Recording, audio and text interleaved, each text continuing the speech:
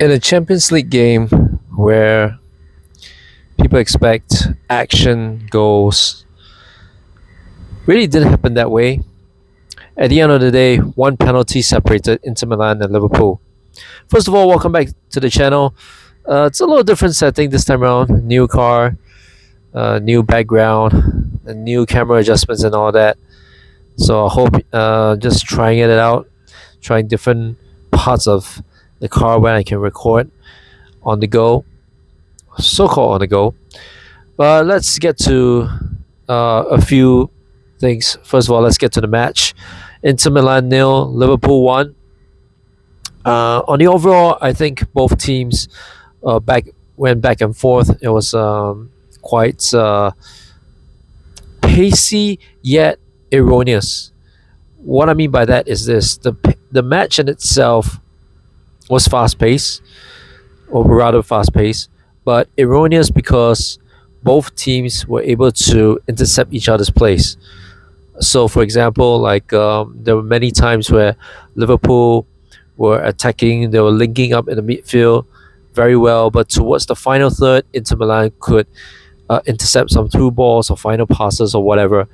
And on the flip side, Inter Milan, there were few chances where they were on the break, but either they crossed poorly, or Liverpool were able to track back, which is something that hasn't happened very often. But they were able to track back and intercept the passes, or just great tackling, great defending. So it was really, that's what I mean by erroneous, because really both teams couldn't link up their plays to their respective final thirds.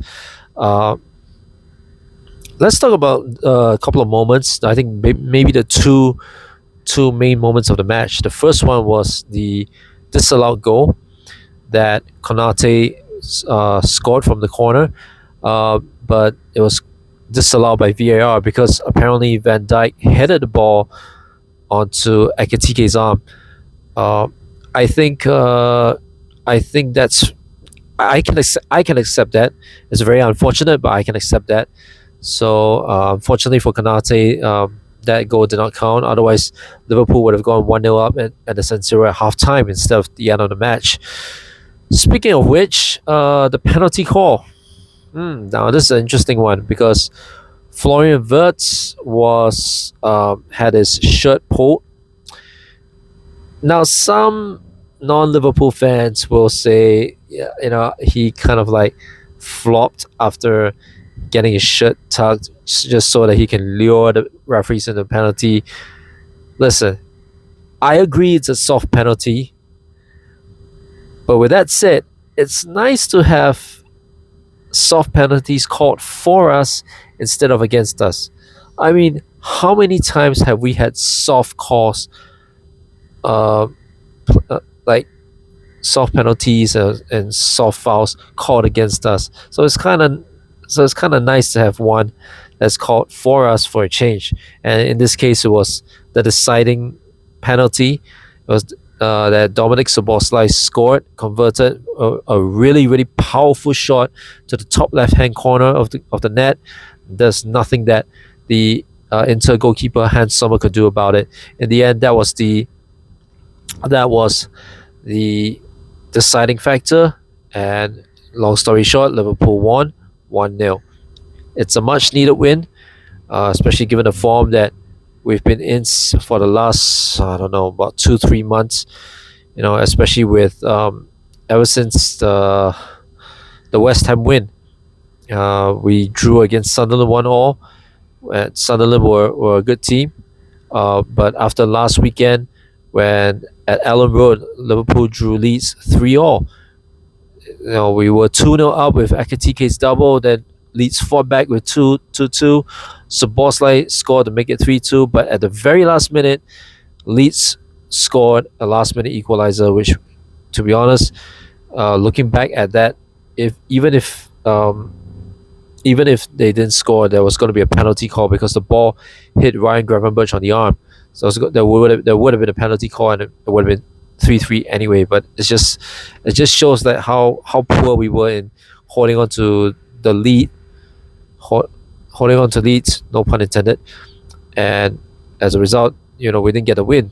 So this was a much needed win. Even though it's a soft penalty, even though it's a 1-0, I'll take a win anytime. And it's a momentum going into Brighton at the weekend because it's going to be at Anfield.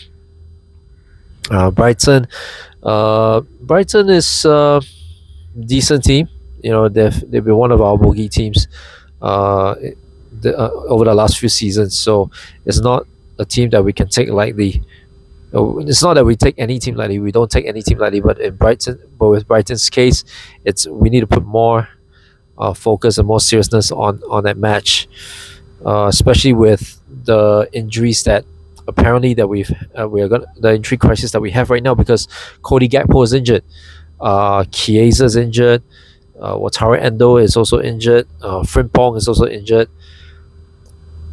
But the big thing, and all Liverpool fans have been talking about it, is Mo Salah. Obviously, he was not part of the Liverpool squad that went to Italy. I think the reason is obvious. You know what? Let me just say something about this whole situation with Mo. Well, I first heard about it when I saw the quick reaction video from AGT on the DR Sports channel, and I left a comment at that time saying I have mixed feelings, because on one hand I understand where Mo Salah is coming from, but on the other hand, no player is bigger than the club. I think in this case, I stand by the club. I'm not saying Mo Salah is 100% wrong. That's not what I'm saying. But even if you do have frustrations, and every single player, whether you're Mo Salah or you're Joe Allen, whether you're Cristiano Ronaldo, whether you're Lionel Messi, or even a reserve player like Winston Bogart, just to throw a few names out there, if every player is going to have some level of frustration, and they will wish they are playing in every single football game that they're playing for the club they play for and they are contracted to play for. I get all that, especially with Mo being benched against West Ham, came on as a sub against Sunderland, benched again against Leeds. For a Liverpool legend like Mo Salah, who has year in year out given us everything he has, and has backed up numerous individual and individual awards as well as trophies. I totally get that being not in the starting 11 for 3 straight games is kind of surprising, So especially with the AFCON coming up, I think he wants to get some momentum, get some warm up, just to get ready for AFCON. But the way he did it is not the right way. I don't care if you're Lionel Messi, I don't care if you're Cristiano Ronaldo, I don't care if you're Robert Lewandowski, I don't care if you're Pierre-Emerick Aubameyang or whoever. Mo Salah, yes, he's in the upper echelon of Premier League greats, but no matter who you are, if you want to talk to the manager about first team football and all that stuff, do it behind closed doors. Do that behind closed doors in the manager's office. You want to kick down the manager's office door on the Monday at the training ground, do that. Don't go sneaking to a reporter that nobody knows. I think apparently that's what the news is. Don't go sneaking to a reporter and just airing out dirty laundry. It doesn't work that way, especially with Liverpool. That does not work. And for all you viewers out there, you're thinking that that it's okay for big stars to just air it out because they've got the clout and all that. Just look at what happened to them subsequently. Think about Cristiano Ronaldo when he came back for his second spell at Manchester United under Erik ten Hag. He went to Piers Morgan and aired out his dirty laundry. What happened to him in the end? He got sold to Saudi Al Nassr. No questions asked. You look at let's give another example. Pierre-Emerick Aubameyang, when he was at Arsenal, he was late for training one time, and Mikel Arteta sold him. Who did he sell him to? I can't remember who he sold him to. He probably sold Aubameyang to Marseille, and then the rest is history. But he sold Aubameyang. The discipline that those managers displayed, they don't care who you are. You're not bigger than the club. I fear that that's what's going to happen to Mo Salah. Hence this current buzz where people are speculating, pundits are speculating that Leeds will probably be, Ellen Road was probably the last time we're going to see Mo Salah. I fear for that. But at the same time, I think Mo has to live with the consequences. He's a great servant for Liverpool. He's a wonderful player. He will forever be a Liverpool legend. He probably will be in a Mount Rushmore of Liverpool greats, maybe even a Mount Rushmore of Premier League right wingers. He's that good. He's that great. But as great as you are, you're not bigger than the club. And if you put personal interest over club interest, that will never work. Name me one player that did what Mo has done, Ronaldo has done, yada yada yada, and he's still the focal point. I don't think you'll be able to see. I don't think there'll ever be one such player that exists. If you can prove me wrong, leave a comment on that video, on this video, and name me a few examples. And if you people see any comments on this video naming that player, you want to agree or disagree, by all means go ahead. I love to know. But off the top of my head, there won't be a player that would pull stunt like Salah or Ronaldo and have no consequences.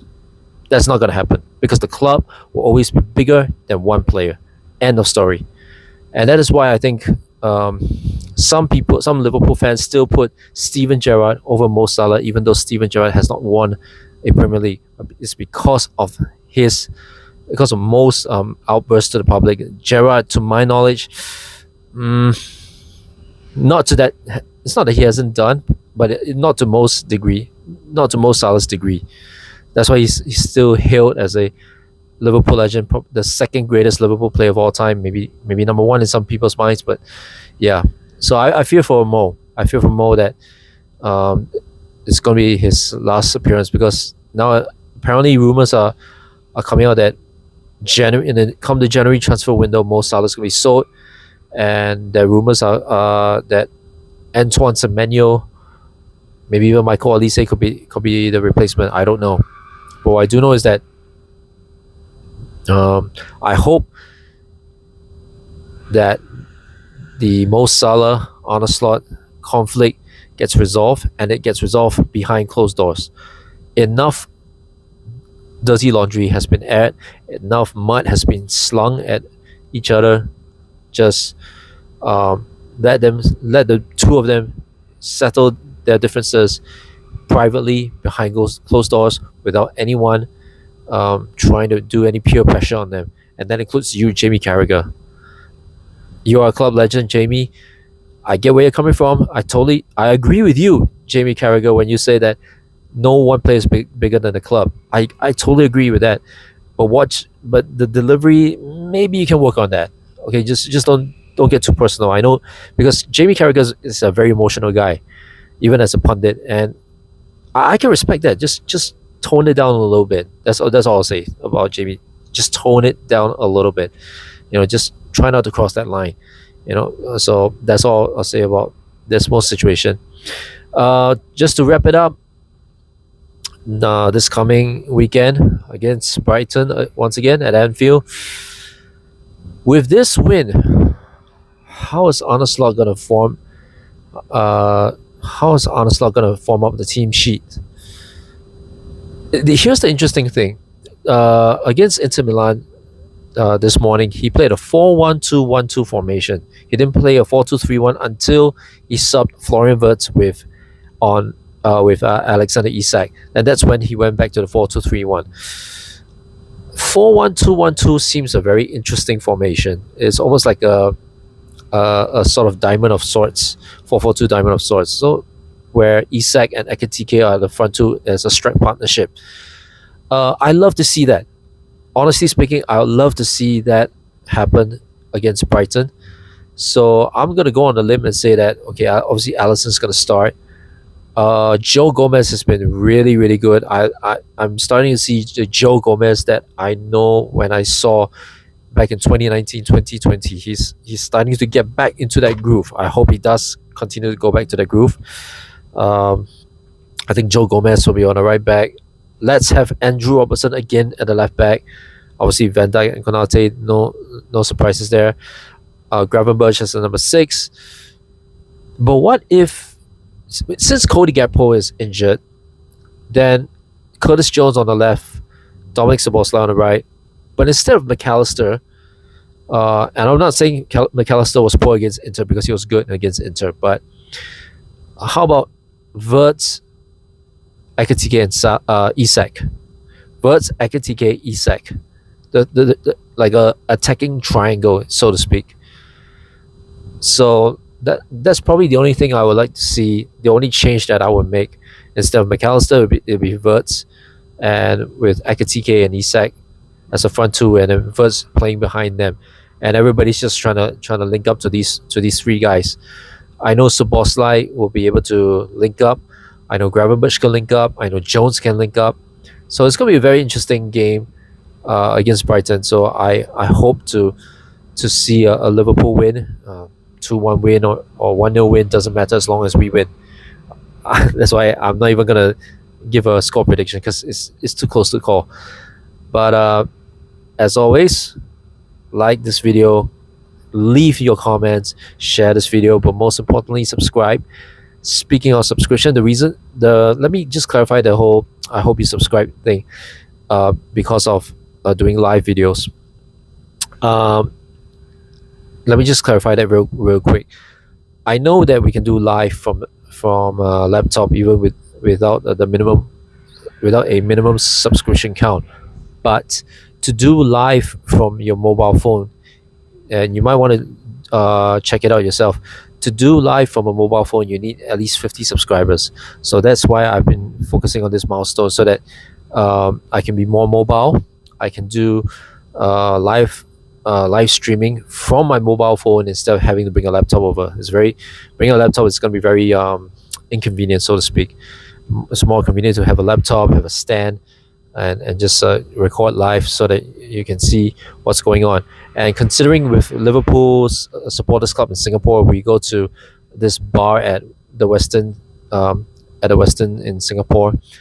It'll be nice to have a live stream with the fans sitting around me, and you can experience the live reactions as well from not just me but from all the Liverpool fans in Singapore as we watch and support our team and support Liverpool, especially starting with this weekend against Brighton. So please like, share, comment, most importantly subscribe, and I'll see you in the next video. Up the Reds, it's a good win against Inter. Let's keep this momentum going against Brighton.